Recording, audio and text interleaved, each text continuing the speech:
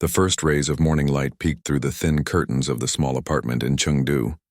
Chenmei opened her eyes, her fingers already moving across an invisible keyboard. The 16-year-old had been dreaming of music again. It happened most nights now, as if her mind needed to continue practicing even when her body rested. Mei swung her legs over the edge of the bed she shared with her younger sister, who still slept soundly.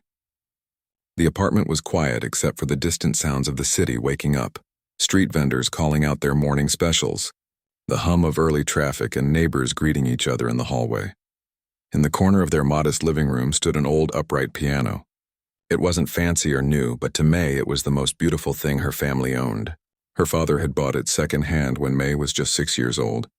After a teacher at school mentioned her unusual ability to remember and recreate melodies after hearing them just once. The piano had cost more than 3 months of her father's salary as a factory worker. Her mother had been upset at first. They could have used that money for so many practical things. But her father had insisted, "Some talents are gifts. We must not bury them." Mei ran her hand along the smooth wood of the piano, careful not to make noise that would wake her family. She had 2 hours before school, but piano practice would have to wait. First, she needed to help her mother prepare breakfast and get her sister ready. "You're up early again," her mother said, appearing in the doorway with her hair tied back. "Ready for another day of work at the local market. More music dreams?" Mei nodded. Her mother smiled, but Mei could see the worry behind her eyes.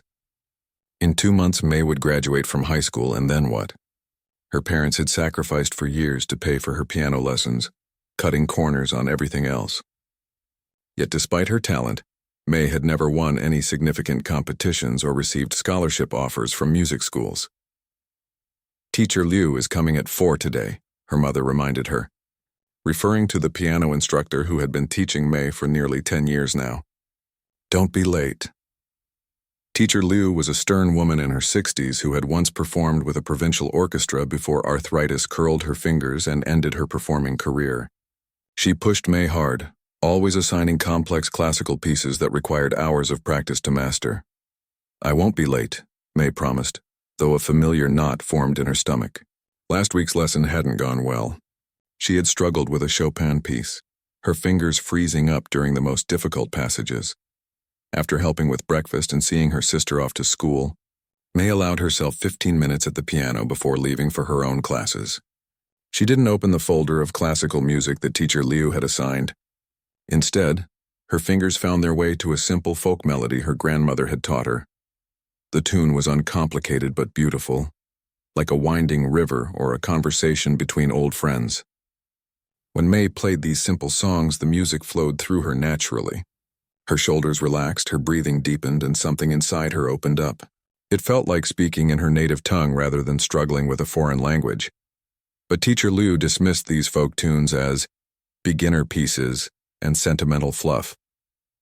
Real pianists, she insisted, mastered the classics.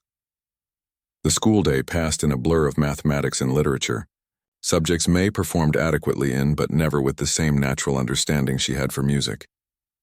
Her mind kept wandering back to the piano, to the folk melody, to the variations she'd been secretly developing in her head.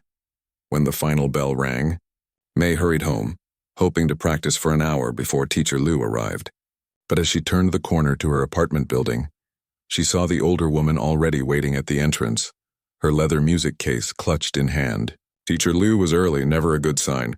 "Chenmei," the teacher said, her voice as crisp as her ironed blouse. "I was hoping to speak with you before our lesson." Mei's heart sank as they walked together to the apartment. Had Teacher Liu decided to stop teaching her? Was this the day when everyone finally admitted that Mei's talent wasn't special enough, that all the sacrifices had been for nothing?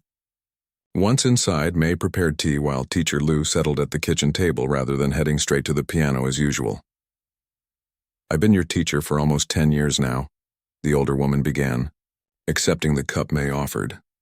"In that time, I've taught many students, some with natural ability, others who succeeded through sheer determination." Mei stared at her teacup, waiting for the disappointment to follow. "You, Chenmei, are different from all of them." Mei looked up, surprised by the unexpected turn. "You have something rare, not just technical skill, which can be taught but a voice of your own." Teacher Liu took a sip of tea. But you hide it. You retreat into technical perfection when you play the assigned pieces, but your heart isn't in them. Then I hear you playing those folk songs when you think I'm not listening, and suddenly there's life in your music. May felt her cheeks grow warm. I'm sorry. I know I should focus on the classical repertoire. No, Teacher Liu interrupted. That's not what I'm saying at all. She reached into her music case and pulled out an envelope. I've done something without your permission and you may be angry with me. But I believe it's the right thing. She slid the envelope across the table. May opened it with trembling fingers and pulled out an official-looking document. The National Youth Talent Competition, Teacher Liu explained. I've submitted your application. You've been accepted to audition next month in Beijing. May stared at the paper in disbelief. The competition was famous throughout China, televised nationally with judges from the most prestigious music conservatories. But I'm not ready for something like this. The other competitors will be from specialized music schools. They'll have been preparing for years, and they will all sound exactly the same, Teacher Liu said firmly. Technically perfect but forgettable. You have something they don't have, May. You have your own voice. I don't understand. You've always pushed me to play the classics perfectly. Teacher Liu's expression softened. Because you need the technical foundation. But technique without soul is just exercise. What makes a true musician is the ability to speak through the instrument. She pointed to the piano. When you play those folk songs, you're speaking. When you play Chopin, you're reciting. May's mind was spinning. The competition was in 4 weeks. The prize included a full scholarship to the Central Conservatory of Music in Beijing, and a cash award that was more than her father earned in a year. I can't, she whispered. I'll embarrass myself and you. You might, Teacher Liu agreed, surprising May with her honesty. Or you might finally realize what I've known since you were 7 years old. That music isn't just something you do. It's who you are. They moved to the piano then. But instead of opening the classical repertoire books, Teacher Liu asked May to play one of her folk melodies. Hesitantly at first, then with growing confidence, May began to play. Now close your eyes, Teacher Liu instructed, and don't just play the notes. Tell me a story through them. May closed her eyes. She thought about her grandmother teaching her this melody, about the tale that went with it, a story of a girl who found a magic pearl in a mountain stream. As the images filled her mind, her fingers began to move differently, adding little runs and trills, changing the tempo to match the emotional flow of the story. When she finished and opened her eyes, she found Teacher Liu watching her with an expression May had never seen before, something like wonder mixed with satisfaction. That, the teacher said quietly, is what you will bring to Beijing. The following weeks passed in a whirlwind of preparation. May practiced harder than ever before, but differently now. Teacher Liu still corrected her technique, but also encouraged her to experiment to find her own interpretations. As the competition drew closer, May's nervousness grew. At night, she lay awake wondering if she was making a terrible mistake. She had never performed for more than a small recital audience, and the thought of playing on a national stage made her physically ill. Once, she even drafted a letter withdrawing from the competition, but couldn't bring herself to send it. The night before they were to leave for Beijing, May sat alone at the piano long after her family had gone to bed. Her fingers moved over the keys without pressing them, tracing the melodies she had prepared. Can't sleep? Her father's voice startled her. He rarely spoke about her music, leaving that to her mother and Teacher Liu, but he never missed a recital, sitting in the back with an expression of quiet pride. I'm scared, May admitted. Her father sat beside her on the piano bench. His hands, rough from years of factory work, rested gently on his knees. When I bought this piano, he said, your mother thought I was being foolish. Too much money for something not necessary. He ran a finger along the wood grain. But I had heard you humming to yourself while you did your homework. The same tune for hours, but it never sounded the same twice. Always changing, growing. I knew then that music wasn't a luxury for you. It was a language. He placed his calloused hand over hers. Whatever happens in Beijing, I am already proud. Not because you might win, but because you have found your voice. That is a rare thing in this world. As May finally drifted off to sleep that night, she realized that regardless of the competition's outcome, something fundamental had already changed. For the first time, she was beginning to see herself not just as a girl who played piano, but as a musician with something unique to say. Tomorrow she would board a train to Beijing, carrying with her not just sheet music and competition forms, but a growing belief that perhaps, just perhaps, her voice deserved to be heard. The train to Beijing was crowded with morning commuters. May sat beside Teacher Liu, her small suitcase tucked between her feet, her hands clutching a folder of sheet music. Outside the window, the landscape changed from the familiar buildings of Chengdu to open countryside, then gradually to the outskirts of the capital city. "Have you been to Beijing before?" a woman sitting across from them asked, noticing May's wide-eyed gaze as the city's skyline came into view. May shook her head. She had never traveled beyond her province before. The farthest she had been from home was a school trip to a neighboring city 2 years ago. "Your first time in the capital. How exciting," the woman said. "What brings you here?" Before May could answer, Teacher Liu spoke up. "My student is performing in the National Youth Talent Competition." The woman's eyebrows rose with newfound respect. "Oh my, that's very prestigious. You must be extremely talented, young lady." May looked down at her hands, embarrassed by the attention. "There are many talented musicians in the competition," she said quietly. "Yes, but they don't have what you have," Teacher Liu said firmly, loud enough for everyone nearby to hear. The older woman had become increasingly vocal about her belief in May's abilities, as if saying it often enough might make May believe it too. When the train finally pulled into Beijing Station, May felt overwhelmed by the sheer size of everything. The station itself was bigger than her entire school campus. People rushed in all directions, everyone seeming to know exactly where they were going. A representative from the competition met them at the station, a young man in a crisp blue uniform holding a sign with May's name. He led them to a waiting car, explaining that all competitors were being provided transportation to the hotel, where they would stay during the preliminary rounds. "The first round begins tomorrow morning," he told them. "Tonight there's a welcome dinner for all participants at 7 o'clock. The hotel was unlike anything May had ever seen. The lobby gleamed with marble floors and crystal chandeliers. Their room had 2 large beds with the softest blankets May had ever touched, and the bathroom had both a shower and a bathtub. "We should rest before the dinner," Teacher Liu suggested, noting May's exhaustion from the journey and the excitement. "Tomorrow will be a big day." But rest was impossible. May kept thinking about the competition, about the other musicians who would be performing. Students from specialized music schools who had probably been preparing for years for this opportunity. What was she doing here among them? The welcome dinner that evening did nothing to calm her nerves. The event was held in a grand ballroom with tables arranged around a small stage, where the competition organizers made speeches about the prestigious history of the contest. Looking around the room, May could easily spot the serious competitors. They sat with perfect posture, spoke confidently about their repertoire choices, and carried themselves with the assurance of people who belonged in this world. Many mentioned famous teachers or international performances they had already given. May sat quietly beside Teacher Liu, picking at her food, feeling increasingly out of place. At the next table, she overheard a boy about her age discussing his competition piece, a notoriously difficult list composition. "It's all about establishing your technical prowess in the first round," he was saying to the others at his table. "The judges need to see that you have the foundation before they consider your interpretive abilities." Teacher Liu leaned close to May. "Don't listen to them. They're all following the same playbook. You have something different to offer." "But what if different isn't what the judges want?" May whispered back. Before Teacher Liu could answer, the competition director approached their table. He was a tall man with kind eyes behind wire-rimmed glasses.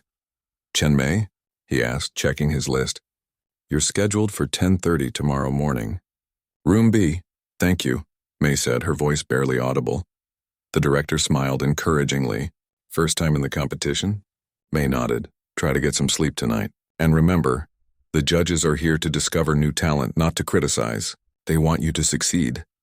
His words were meant to be reassuring, but they only added to the pressure May felt. She barely slept that night, tossing and turning while Teacher Liu's gentle snores filled the room. Every time she closed her eyes, she imagined herself walking onto the stage, sitting at the piano, and then freezing completely, unable to play a single note. The competition venue was a modern concert hall with multiple performance rooms. Room B, where May would perform, had a small audience section where other competitors and teachers could observe if they wished. In the front row sat 3 judges, 2 men and a woman, with clipboards and stern expressions. May arrived early with teacher Liu and watched as the performer before her, a boy of about 14, played a Bach piece with technical precision that made May's heart sink.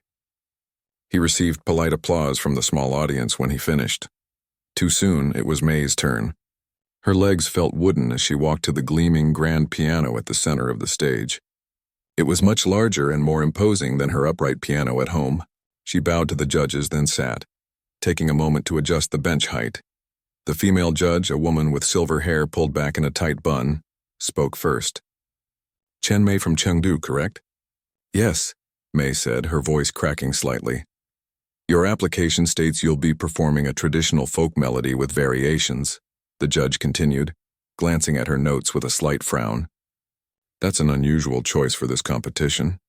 Mei glanced at teacher Liu, who sat at the back of the room with an encouraging smile. "Yes, that's correct." The male judge to the left, a younger man with a trimmed beard, leaned forward. "Before you begin your prepared piece, we'd like to hear you play a simple exercise. Standard procedure for all contestants." He nodded to the page-turner who stood nearby, who then brought a sheet of music to May. It was a basic melody, the kind that beginners might learn in their first year of piano lessons. "Please play this through once," the judge instructed. "Just to warm up." May looked at the simple notation, a childlike tune in C major with basic quarter and half notes. She placed her fingers on the keys and began to play, feeling slightly confused. Was this some kind of test?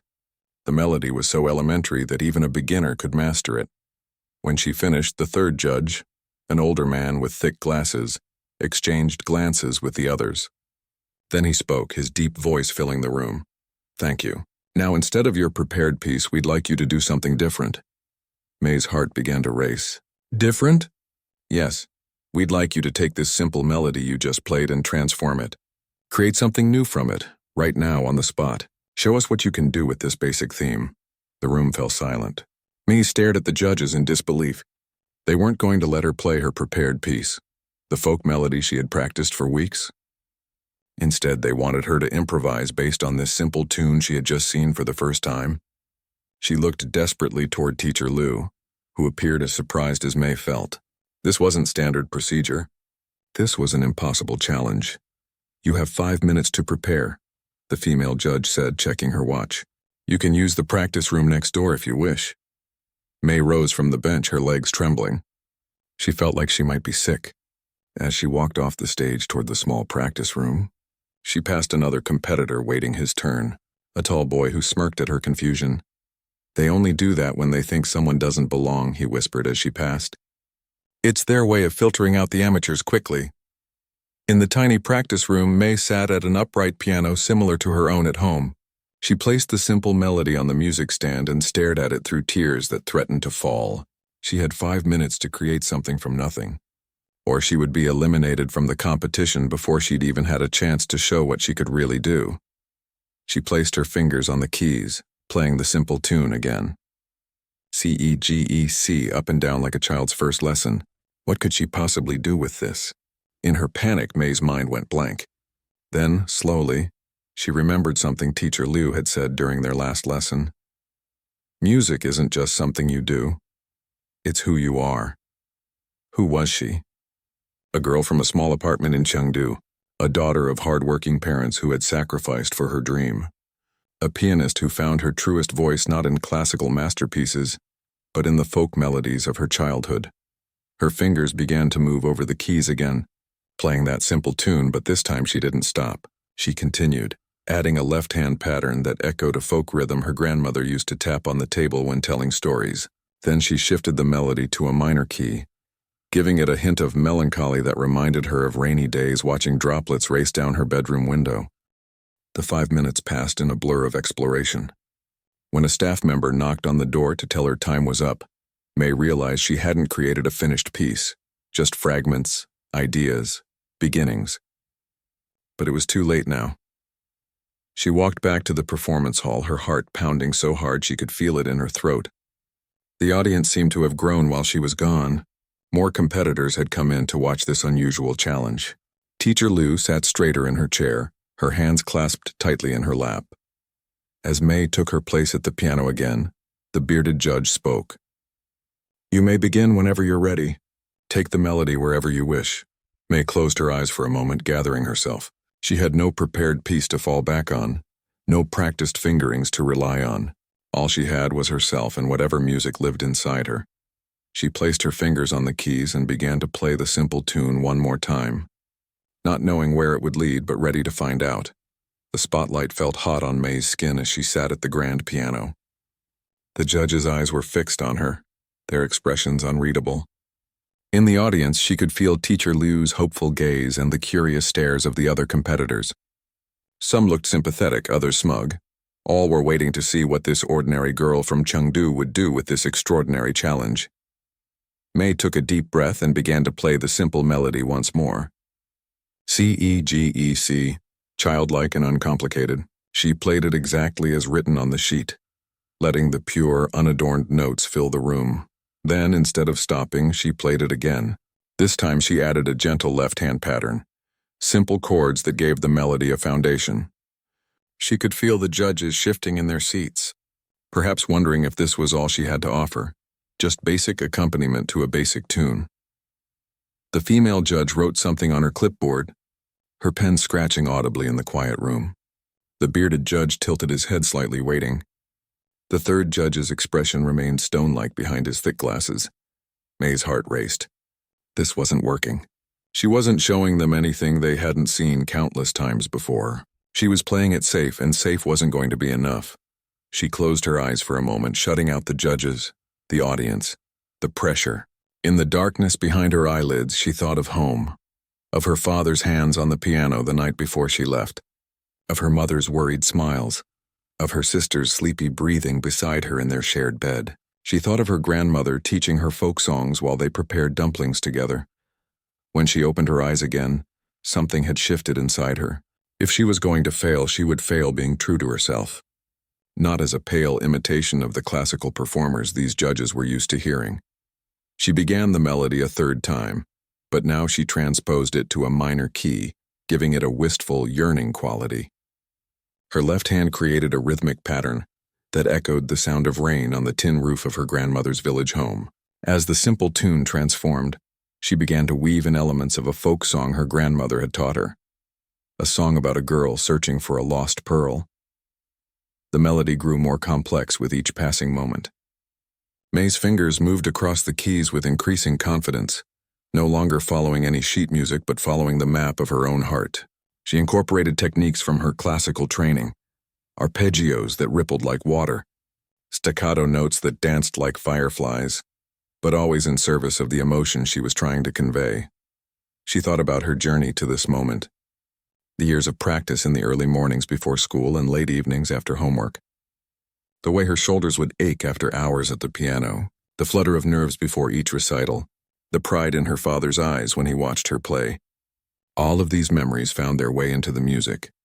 The simple tune was still there, threading through her improvisation like a silver ribbon, but it had become something else entirely, something uniquely hers. As she played, she lost track of time. She forgot about the competition, the judges, the other students waiting their turn. She was no longer in a concert hall in Beijing, but in a space that existed only between her fingers and the keys, between her heart and the music it created. She built the piece to a climax, her hands moving faster, the dynamics growing stronger, the harmonies more complex. Then gradually she brought it back to the original simplicity. In the final moments, she played the childlike melody one last time. But now it carried the echo of everything that had come before, a simple tune transformed by its journey. When the final note faded, May realized she was breathing hard as if she had been running. For a moment, no one in the room moved or spoke. The silence stretched uncomfortably. Had she made a terrible mistake? Had her improvisation been too unconventional, too personal? She should have stuck to something safer, something more technically impressive. She risked a glance at the judges. The woman with the silver bun was writing furiously on her clipboard, her pen moving so quickly it seemed she was trying to capture every note May had played before the memory faded. The bearded judge was staring at her with an intensity that made May want to shrink back from the piano. and the older judge with the thick glasses had removed them and was wiping them slowly with a handkerchief, his expression hidden. May's gaze found Teacher Liu at the back of the room. Her teacher's eyes were shining with unshed tears, and she gave May a small, proud nod that said everything words could not. "Thank you. Ms. Chen," the bearded judge finally said, breaking the silence. His voice gave away nothing of what he was thinking. "You may go. No feedback." No indication of whether she had passed this unusual test or failed it completely. May stood on shaky legs, bowed to the judges, and walked off the stage, her footsteps echoing in the still silent room. In the hallway outside, Teacher Liu caught up to her. "May, that was—" But before she could finish, the door to the performance room opened again and the competition director stepped out. "Chen May, the judges would like to speak with you privately." May's stomach dropped. This couldn't be good. Were they going to ask her to leave the competition? Tell her that what she had done wasn't what they were looking for? "I'll wait here," Teacher Liu said, squeezing May's arm encouragingly. May followed the director back into the now empty performance room. The three judges still sat in the front row, conferring quietly among themselves. When they saw May, they stopped talking. "Please, come closer," the female judge said, gesturing to a chair that had been placed in front of them. May sat, folding her hands in her lap to hide their trembling. "How long have you been improvising?" the bearded judge asked without preamble. The question caught May off guard. I'm not sure. I've always played around with melodies since I was little, but I don't really think of it as improvising. It's just playing." "Just playing," the older judge repeated as if testing the words. And yet what we heard was far more than just playing. It was composition in real time. It was storytelling through music. May wasn't sure how to respond to that. "Thank you," she said softly. "Your application says you study with Liu Meiling," the female judge said, checking her notes. She was once quite well known for her interpretations of Chopin. "Does she encourage this? Improvisation?" "No," May admitted. "At least not until recently. She usually wants me to focus on classical repertoire." The judges exchanged glances, some unspoken communication passing between them. "What we asked you to do today," the bearded judge said, "was not a standard part of this competition. It was something we decided on after hearing you play the warm-up piece. There was something in the way you approached even that simple melody," the female judge added, a sensitivity to phrasing that suggested you might have more to offer than what was written on your application. "We've heard 15 pianists today," the older judge said, "all technically proficient, all playing pieces that showcase their abilities. But technique without soul is just exercise, as my old teacher used to say." May's breath caught. Teacher Liu had said those exact words to her. "What you showed us today was that you understand the difference," he continued. "You demonstrated not just skill but musicality, not just training but instinct." The female judge leaned forward. "The preliminary round of this competition typically requires a classical piece from a specific list. You were planning to play a folk melody with variations, already an unusual choice. But what you created today on the spot was even more compelling. We'd like you to continue to the next round," the bearded judge said, "but not with a classical piece. We want you to develop what you showed us today. Take that improvisation, refine it, structure it more formally, but keep its heart intact." May stared at them in disbelief. "You mean I passed the preliminary round?" The older judge actually smiled for the first time. "Ms. Chen, you didn't just pass. You've given us something to look forward to in the next round. It's been some time since that happened." When May left the room a few minutes later, Teacher Liu was pacing the hallway anxiously. "What happened?" "What did they say?" "They want me to continue to the next round," May said, still stunned by the conversation. "But not with a classical piece. They want me to develop the improvisation I just did." Teacher Liu's eyes widened. "May, do you understand what this means? They're not just judging your technical skills. They're interested in your voice as a musician." As they walked back to the hotel, May felt as if she were floating above the crowded Beijing streets. Everything looked different somehow, brighter, more vivid. For years she had been trying to fit herself into a mold, to become the kind of pianist she thought she was supposed to be. Today, for the first time, she had shown her true musical self to strangers, and they had recognized something worthy in it. That evening, while Teacher Liu made phone calls to arrange for them to stay longer in Beijing, May sat at the small keyboard in their hotel room, replaying fragments of what she had created that morning. It wasn't perfect. There were transitions that could be smoother, themes that could be developed more fully, but at its core was something honest, something that was hers alone. Tomorrow she would begin the work of refining this raw material into something worthy of the next round of the competition. But tonight, she allowed herself to simply feel the joy of discovery, the realization that the music she heard in her dreams, the melodies that had always lived in her heart, might actually have a place in the world after all. The week that followed was the most intense of May's life. Each day began early and ended late, filled with hours of practice, refinement, and occasional moments of doubt.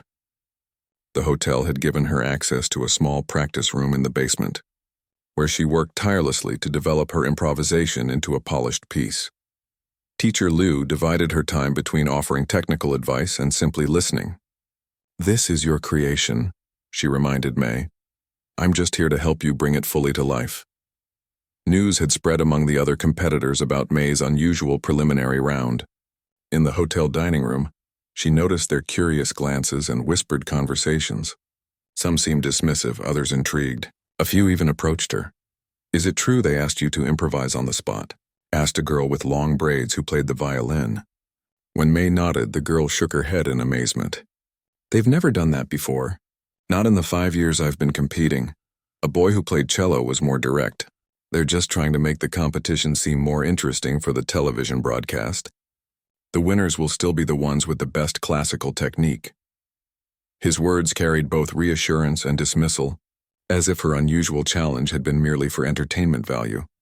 May wasn't sure what to believe. All she knew was that she had been given a rare opportunity to play her own music on a prestigious stage, and she was determined to make the most of it. On the third day, she received a surprise phone call from her parents. "We've been watching the competition broadcast," her mother said, her voice crackling with distance and emotion. "They showed a brief clip of your preliminary round. Your father cried, May. I've never seen him cry before." "I didn't cry," her father protested in the background. "I had something in my eye. The neighbors keep coming over to tell us they saw you on television," her mother continued. "Mrs. Zhang from the noodle shop says she always knew you were special. And your sister is telling everyone at school that her big sister is going to be famous." The conversation left May feeling both encouraged and terrified.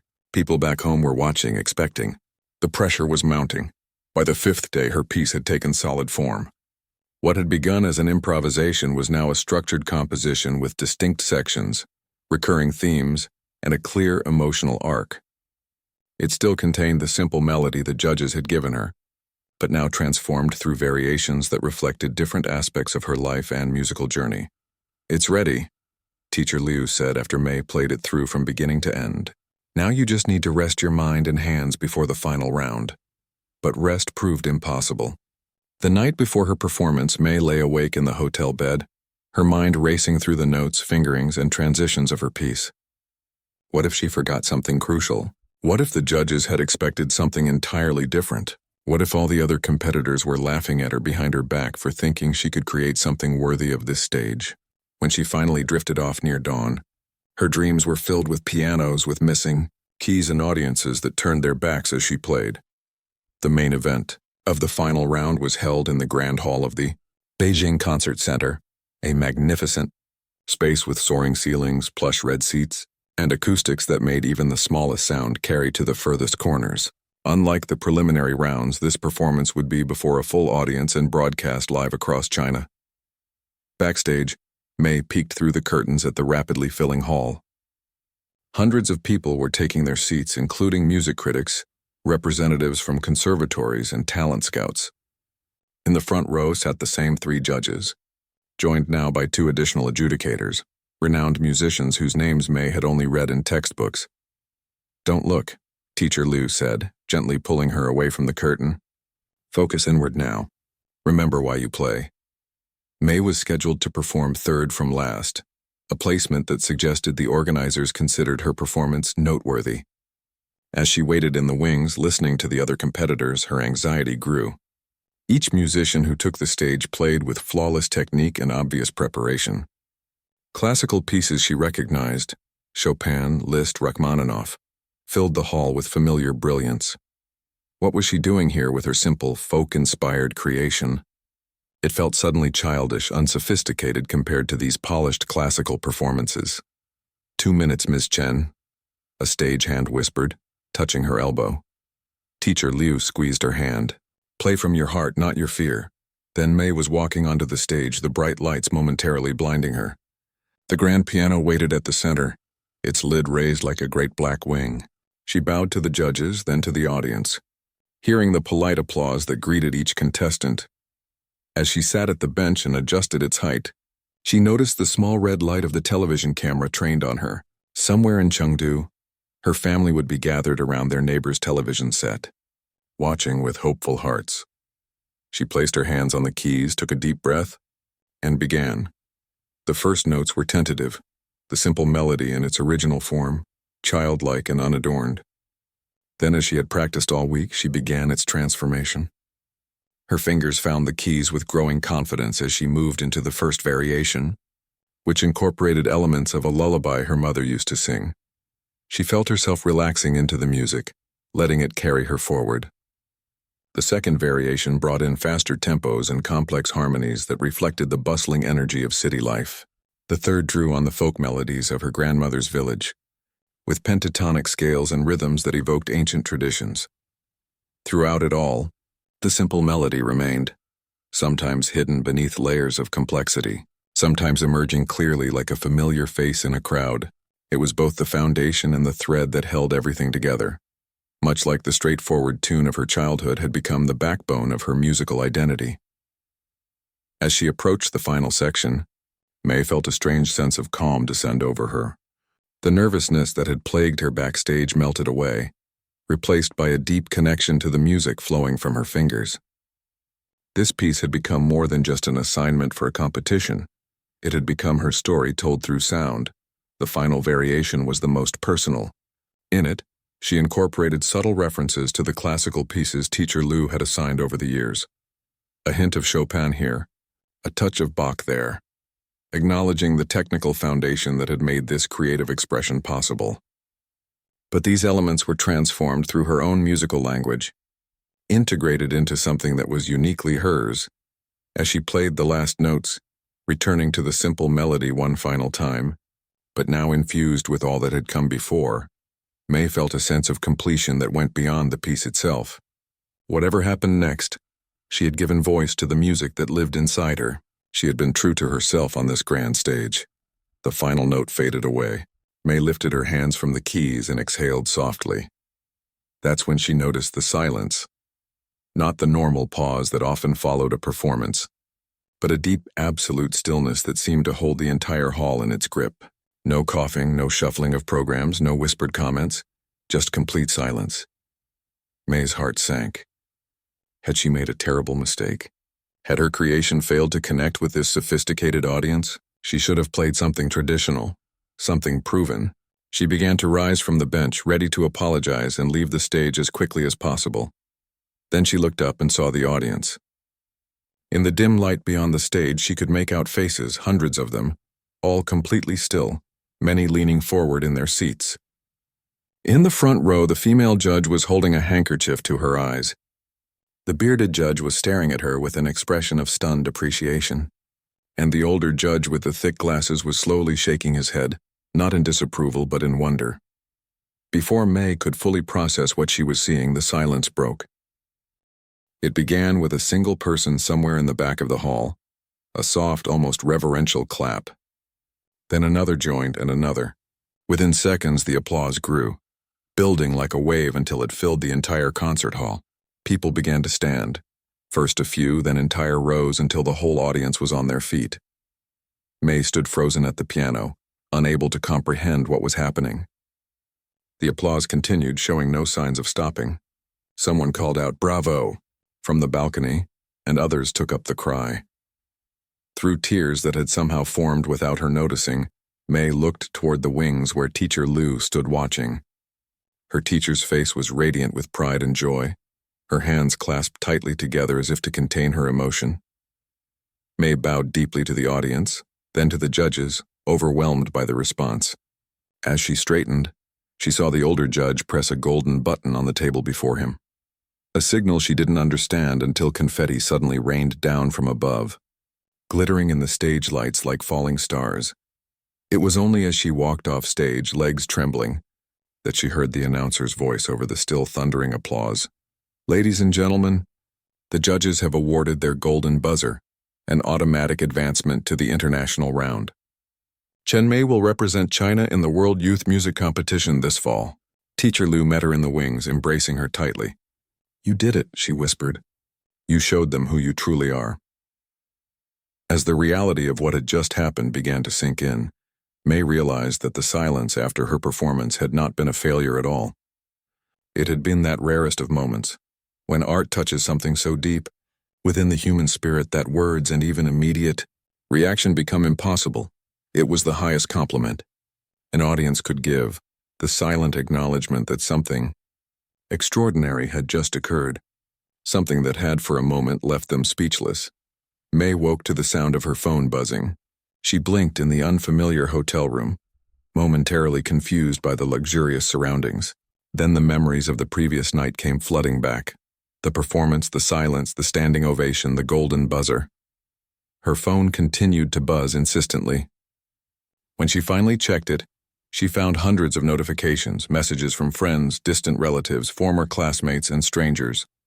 Overnight, the video of her performance had spread across social media platforms, reaching millions of viewers. "Mei, are you awake?" Teacher Lu called, knocking on the door that connected their rooms. "There are reporters in the lobby asking to speak with you." "And the competition organizers need to discuss your trip to the international round." The next few days passed in a whirlwind of interviews, meetings, and congratulations.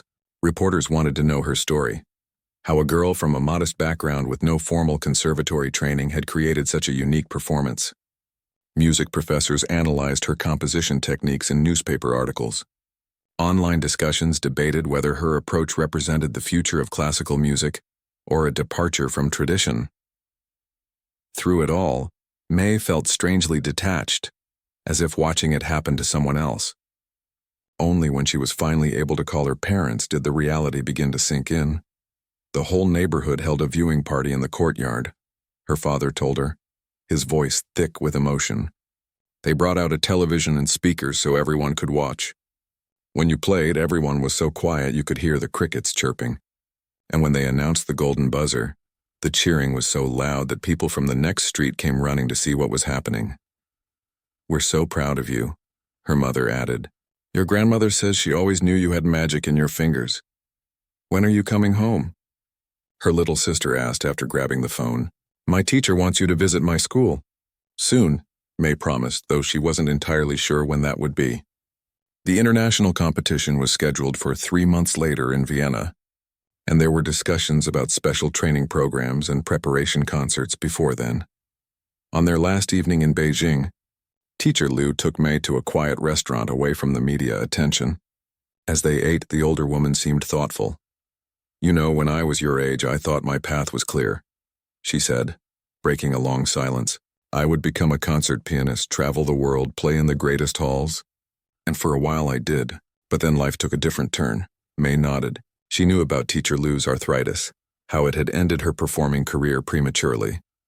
"I thought my story was over when I could no longer play as I once had," Teacher Lu continued. "It took me years to understand that it was just changing direction. Teaching you, watching you discover your own voice, has brought me a different kind of fulfillment." She reached across the table and squeezed Mei's hand. "Now your story is beginning, and I want you to remember something important. Success is not about applause or golden buzzers or even international competitions. It's about staying true to the music that lives in your heart, whatever form that takes." The word stayed with Mei long after they returned home to Chengdu. Home felt both familiar and different now. Neighbors stopped her on the street to offer congratulations. Local newspapers ran stories about her. The principal of her school organized a special assembly in her honor, but the biggest change was in how Mei approached her music. The hours at the piano were no longer filled with anxiety about meeting someone else's standards. Instead, she explored the boundaries of her own creativity, developing the musical language that had begun with that simple tune in Beijing. As the date for the international competition approached, offers began to arrive. scholarships to prestigious conservatories, invitations to perform in concert halls across China, even a record company interested in producing an album of her original compositions. "What do you want to do?" her father asked one evening, looking bewildered by the stack of offers on their kitchen table. "There are so many choices now." May didn't have a simple answer. Each opportunity seemed to pull her in a different direction. The path that had seemed so clear after her success in Beijing was becoming complicated by possibilities she had never imagined. The turning point came unexpectedly during a visit to her old elementary school. The music teacher, who had first noticed May's talent all those years ago, had invited her to speak to the students about her experience. May had prepared a short talk, but when she saw the children's faces looking up at her with curiosity and excitement, she decided to do something different. "How many of you play a musical instrument?" she asked. About half the hands went up. "And how many of you make up your own songs even if you've never told anyone about them?" Fewer hands this time, raised tentatively as if admitting to a secret. May smiled. "I used to think that real musicians only played other people's music, the famous pieces that everyone knows. I practiced for hours trying to play exactly what was written on the page. But then I discovered that music isn't just about playing notes correctly, it's about finding your own voice." She sat at the small upright piano in the classroom and played a simple folk melody that many of the children recognized. Then, as she had done on that stage in Beijing, she began to transform it, adding harmonies, changing rhythms, weaving in new melodies. The children watched, mesmerized. When she finished, a little boy in the front row raised his hand. "Could you teach us how to do that?" he asked. Something clicked into place for May in that moment. Looking at these children, many from backgrounds similar to her own, many who might never have the opportunity for expensive lessons or fancy conservatories, she saw herself at their age, filled with music that had no outlet. That evening, she made a decision that surprised everyone, including herself. Instead of accepting the scholarship to the prestigious Central Conservatory in Beijing, she would stay in Chengdu.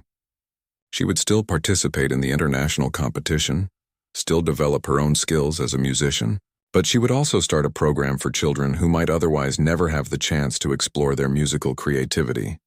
"Are you sure?" Teacher Liu asked when May explained her plan. "The conservatory is an opportunity most students only dream of." "I'm sure," May said. "I'll still have plenty to learn. From you, from other teachers, from the competition. But I want to give back something too. I want to help other kids find their own voices the way you helped me find mine." The international competition in Vienna was unlike anything May had ever experienced.